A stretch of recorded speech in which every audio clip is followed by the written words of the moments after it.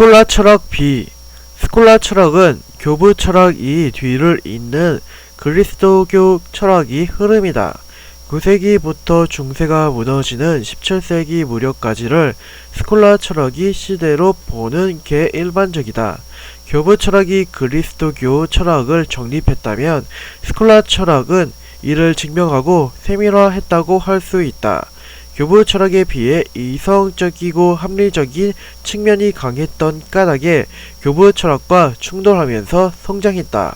스콜라 철학은 초기를 거쳐 중기에 이르면서 아리스토텔레스의 사상적 흐름을 도입했다. 즉 플라톤이 이데아적 절대주의 대신 그동안 기독교 철학 내에서 배제되었던 현실적이고 물질적인 세계에 대한 분석에 차츰 관심을 가진 것이다. 중세 그리스도교 철학 안에서 플라톤주의와 아리스토텔레스주의의 충돌을 잘 보여주는 것이 보편 논쟁이다. 보편 논쟁은 중세 스콜라 철학이 처음과 끝이라고 할 수 있을 정도로 비중이 큰 논쟁이었다. 보편 논쟁의 핵심은 하나의 질문에서 시작한다. 보편이 실제로 존재하는가? 이 얼토당토 않는 질문이 중세 그리스도교 철학을 이끌었다. 당신은 어떻게 생각하는가? 쉽게 예를 들어보자. 지구가 탄생한 이후 전체 인류가 3명이었다고 해보자. 각각의 이름은 X, Y, Z이다. 이들은 각자 개별자로 존재한다.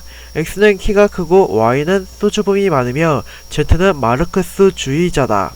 이렇게 다양한 개별적 개체들을 우리는 하나의 범주로 묶을 수 있다. 바로 인간이라는 개념으로 말이다. 이 인간이 바로 보편이다. 스콜라 철학자들은 궁금해했다. 과연 이 인간이라는 보편 개념이 실제로 존재하는가? 다행히 객관식이다. 보기를 살펴보자. 보편이 실제로 존재한다. 개별적인 것은 보편이 모사 모방이다. 보편은 실제로 존재하지 않는다. 개별적인 것만이 실제로 존재할 뿐이고 보편은 단지 언어이고 이름일 뿐이다. 당신은 어떤 설명이 맞다고 생각하는가? 1이 사고방식을 실제론이라고 하며 이는 플라톤이 사고와 닿아있다. 2. 사고방식은 유명론이라고 하며 아리스토텔레스의 견해를 토대로 한다. 실제론을 극단적으로 주장한 인물은 기욤이다으로 그는 보편자가 항상 개별 사물보다 우선한다고 주장했다. 즉 X, Y, Z의 개체뿐만 아니라 더 본질적으로 인간이라는 보편자가 어딘가에 실재한다는 것이다. 이러한 주장은 현대인들은 이해하기 어려울 수도 있는데 플라톤이 이데아가 실제로 존재한다고 믿는다면 충분히 이해할 수 있는 설명이다. 이와 반대로 극단적으로 유명론을 펼쳤던 인물은 기욤의 스승인 로스켈리누스다. 그는 현실을 이루고 있는 것, 보편 개념이 아니라 구체적인 개별 사물일 뿐이라고 주장했다. 즉 인간이라는 보편 개념은 그저 머릿속의 언어일 뿐이고 실제로 존재하는 건 각각 다른 X, Y, Z일 뿐이라는 것이다. 로스켈리누스는 자신이 유명론을 삼위일체 개념에 연결해서 성부, 성자, 성신이 존재가 따로 존재한다는 삼신론을 전개했다가 교회로부터 이단이라고 비난받고 자신이 견해를 수정하기도 했다. 기욤의 실제론과 로스켈리누스의 유명론은 중세 교회의 열띤 논쟁을 불러왔는데 이 두 견해를 절충한 인물이 기욤의 제자 아벨라르다. 아벨라르는 우선 유명론부터 비판했다. 유명론에 의하면 보편은 단지 언어이며 이름일 뿐 실제로는 텅 비어있는 의미 없는 말이므로 보편 개념이 포함된 문장 역시 아무런 의미를 지닐 수 없어야 한다. 하지만 우리는 유의미하게 보편에 해당하는 어휘를 사용해서 문장을 만들고 다른 사람들과 의사소통을 할 수 있다. 따라서 아벨라르는 보편이 실제로 의미와 가치를 가진 것으로 보아야 한다며 유명론이 보편 부정은 잘못되었다고 비판했다. 하지만 동시에 실제론과도 선을 그었다. 그는 보편이 의미를 갖는다 해도 그것은 자연에 존재하거나 물질적인 실체를 가진 것은 아니고 인간 사고의 관념이라고 주장했다. 플라톤적인 이데아로서 보편이 존재하는 것은 아님을 분명히 한 것이다. 아벨라르는 중세의 보편 논쟁을 마무리 짓고 이후 토마스 아퀴나스나 오컨 같은 근대로 가는 길목에 위치한 철학자들을 등장시키는 역할을 했다. 그는 이렇게 중세 그리스도교 철학에서 중요한 역할을 수행했으나 개인적으로는 사람들의 미움과 수치심 속에서 삶을 이어가야만 했다. 아무래도 그는 논리적이고 탁월하지만 집요하고 고지식한 피곤한 스타일이 사람이었던 것 같다. 그는 상대의 감정은 고려하지 않고 문제점만 논리적으로 신랄하게 비판했던 까닭에 적이 많았다. 자신이 스승이었던 기욤이 실제론을 끈질기게 비판해서 결국 기욤과 결별한 사건 또 당시에 유명했다. 또한 중세 최대 스캔들의 당사자이기도 했다. 아벨라르는 20살 연하의 제자 엘로이즈와 사랑에 빠졌다. 그녀는 곧 임신을 했다. 하지만 아벨라르는 자신이 명성을 고려해서 결혼을 비밀로 하고 엘로이즈를 수녀원에 숨겨두었다. 아벨라르가 회피한다고 오해한 엘로이즈의 작은 아버지는 복수를 계획했고 결국 아벨라르의 하인을 이용해서 그가 잠든 사이에 거세시켰다. 이 사건으로 아벨라르는 부끄러움과 수치심으로 수도원에 들어가 성직자가 되었고 엘로이즈는 수녀가 되었다. 이후 그 유명한 두 사람이 편지 왕래가 시작되었다. 아벨라르가 먼저 세상을 떠나고 나중에 엘로이즈도 그와 함께 묻힌 후 이들의 서신은 책으로 묶여 지금까지 많은 사람에게 읽히고 있다. 중세 회의주의 C 중세의 철학은 초기에는 교부들에 의해 플라톤이 절대주의적 성향이 짙었다면 후기에는 보편 논쟁과 함께 아리스토텔레스의 상대주의적 관점이 수용되었다. 종교와 교회의 권위가 중세 전체를 장악하고 있던 시기에도 철학적 논쟁이 계속된 것이다. 하지만 철학적 논쟁들 속에 회의주의는 없었다. 왜냐하면 회의주의가 진리의 이심과 거부를 의미한다고 할 때 중세의 진리를 이심한다는 것은 신을 부정하는 이단적인 행위와 다름없기 때문이다. 회의주의자는 이름을 알리기도 전에 불타 죽었다. 그나마 중세 초기에는 플라톤이 철학을 계승한 교육기관이었던 아카데메이아에서 회의주의적 철학이 명맥을 유지했다. 그들은 진리는 발견되지 않고 다만 탐구될 뿐이라는 회의론을 주장했다. 하지만 이후 중세의 전체 기간 동안에는 교회의 권위 때문에 유럽에서 회의주의가 등장하기 어려웠다. 그리스도교의 영향력이 컸던 유럽 지역과는 달리 이슬람 치하의 스페인에서는 합리주의를 거부하는 회의주의가 등장하기도 했다. 가잘리 등이 이슬람 신학자들이나 유다 하레비 등이 유대 신학자들에서 이러한 모습을 찾을 수 있다. 이들은 합리적이고 권위적인 측면에서의 학문과 종교를 거부하고 개인적이고 주관적인 체험과 경험을 강조했다. 하지만 이들 역시 그리스도교, 이슬람교, 유대교의 거대한 유일신 중심의 사회 분위기 속에서 신 존재 자체를 의심하는 심도 있는 회의주의를 전개하지는 못했다. 중세 철학 전체를 정리해보자. 중세는 유일신 중심의 절대주의 시대였다. 그리고 여기에 이론적 토대를 마련해준 것이 플라톤이 절대주의였다. 중세 후기에 이르러 아리스토텔레스의 상대주의가 보편 논쟁을 중심으로 등장했다.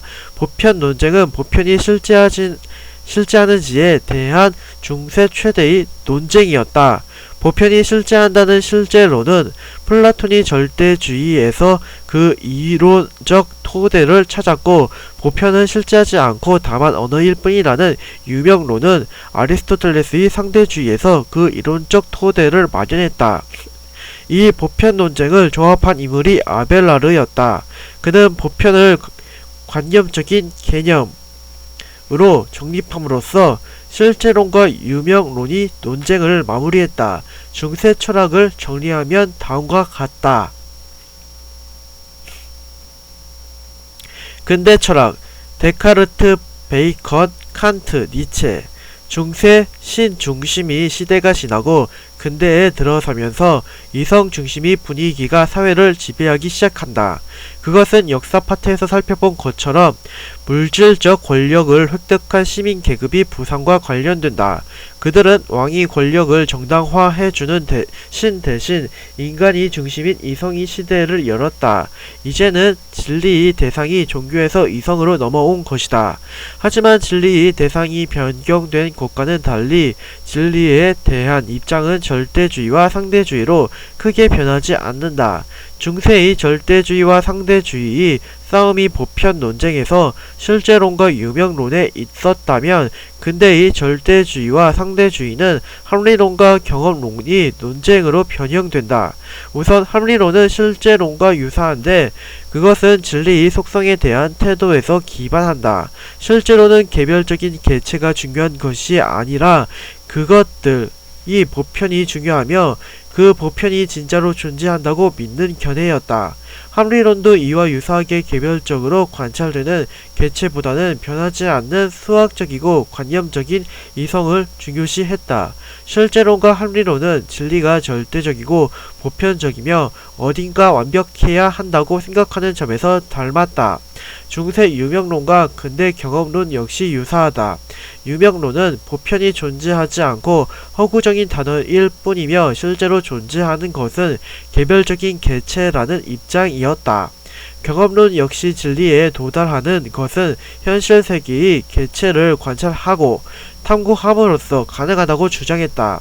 이들은 보이지 않는 궁극적 근원을 추구하기보다는 실제로 중요한 것은 변화하고 운동하는 개체들이라고 생각한다는 점에서 닮았다. 아무래도 세계에는 두 종류의 사람이 있는 것 같다. 본질이 중요하다고 믿는 사람들과 현상이 중요하다고 믿는 사람들 말이다. 철학이라는 분야가 어렵고 복잡해 보이지만 실제로는 세부 내용만 조금씩 바뀔 뿐 이 두 종류의 사람들이 시대를 초월해서 싸우고 있는 것이다. 당신은 어떤 사람인가? 절대적이고 본질적이며 현실에 없는 무언가의 질서를 찾으려는 이상적인 사람인가? 아니면 그런 사람들을 꼴보기 싫어하고 눈에 보이는 경험적인 것들을 중요시하는 현실적인 사람인가? 근대 사람들이 견지했던 절대주의와 상대주의에 대한 입장을 확인해 본 후 자신은 어떤 견해를 지지하고 있었는지 생각해 보는 것도 좋겠다. 이제 근대의 합리론과 경험론을 알아보자. 합리론과 경험론은 어떻게 진리에 도달할 수 있을 것인가 하는 방법을 찾는다는 점에서 공통점을 갖는다. 다만 그 답변에서 차이가 드러난다. 그런데 이처럼 진리에 도달하는 방법에 대해 탐구하는 분야를 철학에서는 인식론이라고 부른다. 여기서 잠시 철학에서 매우 중요하게 다뤄지는 존재론과 인식론에 대해 간단히 살펴본 다음 근대 철학에 대한 이야기를 계속하기로 하자. 존재론이 진리가 무엇인가에 대한 답변이라면 인식론은 진리에 도달하는 방법에 대한 답변이라고 할 수 있다. 예를 들어보자. P와 Q는 지금 외계인에 대해서 이야기하고 있다. 외계인이 진짜 있을까? 그럼 있지. 지금 P와 Q의 대화는 존재론적인 대화다. 존재론은 특정 존재의 유무에 대해서 논하는 분야다. 그리고 중요한 것은 질문을 던지는 방식에 있다. 존재론은 뭐뭐이 있는가? 뭐뭇은 있다의 수로로 표현된다. 역사상에서 구체적으로는 신이 있는가? 이성이 있는가? 영혼은 무엇인가? 자유는 무엇인가? 신의 존재 방식은 무엇인가? 이성의 본질은 무엇인가? 등이 주제로 논의되었다. 계속해서 P와 Q의 대화를 들어보자. P. 외계인이 있다고. 어떻게 알았는데? Q. 이성적으로 생각해보면 우주가 무한하니까 지구랑 비슷한 물리적 조건을 갖는 행성들이 있을 수밖에 없고, 같은 물리적 조건이라면 생명의 탄생 조건도 비슷했을 테니까. 지금의 대화는 인식론적인 대화다. 인식론은 존재론처럼 있으냐, 있느냐, 없느냐의 물음이 아니라 어떻게 우리가 특정 존재를 알 수 있는가에 대해서 묻는다. 무엇을 어떻게 알 수 있는가? 이 수로로 표현된다. 우리가 신의 뜻을 어떻게 알 수 있는가? 진리에 어떻게 도달할 수 있는가? 영혼이 존재를 어떻게 증명할 수 있을까? 등으로 논의된다. 그런데 존재론이든 인식론이든 대답은 거의 정해져 있다고 봐야 한다. 우선 존재론은 그 대상이 신이건 이성이건 외계인이건 있다 없다 둘 중 하나의 대답으로 정해져 있다. 인식론 역시 대답이 정해져 있다. 어떻게 알 수 있는가에 대한 대답은 이성을 통해, 경험을 통해 둘 중 하나의 대답으로 귀결된다. 우리가 무엇인가에 대해 이해하는 방법은 머리로 생각해 봐서 알거나 직접 봐서 알거나 둘 중에 하나일 것이기 때문이다. 예를 들어 외계인이 있다는 것을 어떻게 알았는지에 대한 답변으로 앞서 Q처럼 대답한다면 Q는 진리에 도달하는 방법으로 이성을 제시한 것이다. 인식론에 대한 답변으로 이성을 제시하는 입장을 합리론이라고 한다. Q는 합리론자다. 반면 이성적인 사유만으로는 판단할 수 없고 실제로 외계인과 접촉해서 눈으로 확인해야만 외계인이 있다고 확신할 수 있다는 주장이 가능한데 이를 경험론이라고 한다. 역사적으로 볼 때 존재론과 인식론은 각각 강조되던 시기가 있었다. 고대와 중세의 철학이 존재론 중심의 철학이었다면 근대 철학에 와서야 인식론적 철학이 논의의 중심에 서게 되었다. 근대의 사람들이 궁금해했던 것은 진리에 어떻게 도달할 수 있을지에 대한 것이었고, 그에 대한 대답으로서 합리론과 경험론이 제시된 것이다. 현대 철학에 와서는 존재론과 인식론이 복잡하게 섞여 있는 양상을 보인다. 우리는 지금부터 인식론이 두 측면인 합리론과 경험론에 대해서 본격적으로 알아볼 것이다.